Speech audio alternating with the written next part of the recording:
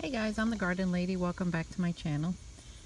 It is July 21st and it's time to get ready here in southern Indiana to start planting your fall gardens. I can't believe it's time to do this already.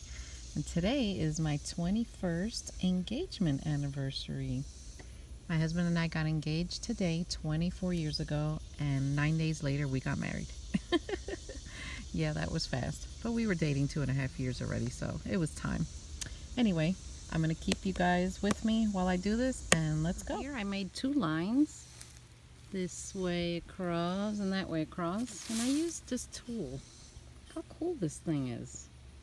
I think I got this on Amazon. It really works well on soil. So I'm going to put a line of beets there and another one there. And I'm doing here the Detroit Red beet. I might put one of the Mammoth ones here just to see what it does.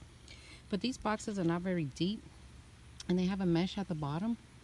So I don't want the beet to like grow down and then it preventing from getting bigger. So I'll probably just try one. But here I'm going to put these beets. These beets are absolutely delicious. So what I do is I put them down and I separate them by like 3 to 4 inches. And you know, it says here 4 inches spacing, which is a good idea. And then I'll just cover them lightly, and basically that's it. So when the beets come up, the seed has several little plants inside. 4 or 5 will come up in clusters, and if I want one single big beet, I'll just have to pluck the others out. But I've also seen people leave the little bundles together, and you'll still get beets. They'll just be a little small. So here on this side, I did 2 rows of the Detroit beet, and I decided to do 1 row of the Mammoth one. Now the Mammoth one, I couldn't fit as many because you have to plant those 12 inches apart. So I was able to get like, I don't know, 5, maybe 6 of them in there. So we're gonna see. Now beets, they love cool weather, so hopefully in the fall they'll do really nice. But right now, to get them to germinate, I need to make sure that this stays nice and moist. And right now it's just soil, so I might take some compost and cover it, or some of my grass and straw, so we'll see. But right now I have to keep it nice and moist so they'll be ready to germinate. And today's July 21st. So as you can see here, my onion patch is ready to come out. And I have some weeds here that I couldn't tend to. A lot of my onions bolted, which means they got that little flower on the end, and you can get seeds out of it. I don't bother because onion seeds are so cheap to buy. Excuse me, I have allergies really bad. But if I wanted bigger onions, I should have cut them here after the bulb started forming, and they give me a bigger onion. I didn't do it this year. But these onions will still be very good, and they're delicious. I've already eaten a few. And you know, they'll taste good. There's nothing like fresh onion from the garden. So let's pull this one out. Look at that. That's a nice white one. Let's see, weeds. Weeds are terrible. So what I do with the weeds is I just throw them on the floor. I make sure that there's no dirt under them so they can reroot.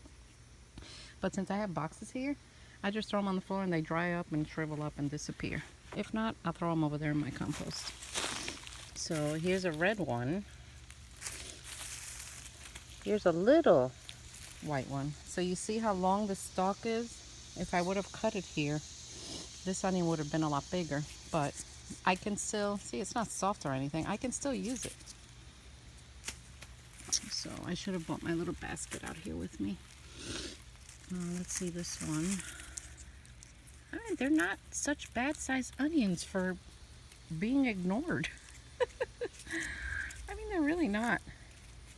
They're really good too.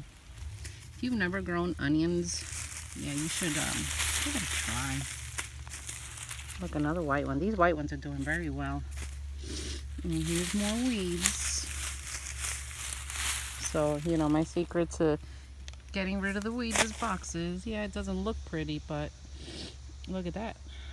Normally, I'd be overrun with weeds here like a jungle, and it's horrible. And then the weeds get ticks on them, and then I walk by and the ticks come on me. But you know, when you keep it like this, it doesn't happen so much. Look at my poor tree trunk. I don't know what's eating it. I looked in there, there's no termites. I have no idea. So let's keep pulling these and I'll bring you guys back. Really nice sized worms in my boxes. Look at that one. I think this is one of those crazy worms. See how they kind of slither away like a snake. They're very fast too. I mean, they'll disappear super fast. Well, I lost them. Yeah, they slid. It's weird. It's weird. But what are you gonna do? I know people say they're invasive, and you know, they probably are. Look at this. I was pulling an onion and we got twins. I don't know how that happens, but I've never happened to me before. That's pretty cool. So look at my pile over there so far. Onions are doing great. So people ask me sometimes, how do you know when they're ready to pick? Usually when the stalk here, this green thing dies down, I pick them. But right now, I want to use this bed for something else. And I know they're not going to grow any more than that because I've been doing this a long time. So I just pick them. But if you live in a southern state like Texas or Arizona or something like that, cut them and you watch how big they get. When I lived in Texas, I grew onions the size of softballs. I mean, I couldn't believe.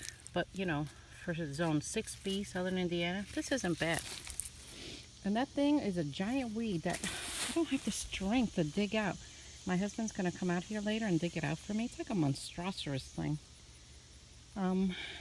I just don't want it spreading any more seeds. You know, it probably has already, but I don't want to give it any more advantage. So he's gonna come out here and do that. So these are my onions. They look good. So what I'm gonna do now is I lay them here. I cut the green parts off, and I just let them dry out here for a few hours before I bring them in. I don't rinse my onions when I bring them in and put them in a basket. I just wipe them off the best I can out here. Put them in a basket and keep them on my counter. Because when I have rinsed them and put them in a basket on my counter, they rot faster. I don't know why. I guess the moisture just does something to them. Ooh, look at this one. This is a nice one.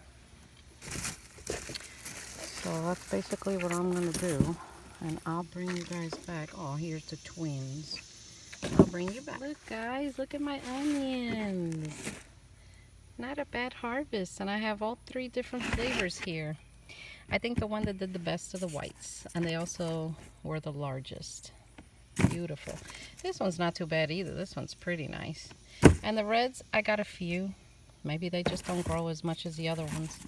But anyway, I'm really happy with this. I'm really happy. I hope you enjoyed being here with me today. Don't forget to subscribe and press that little bell notification.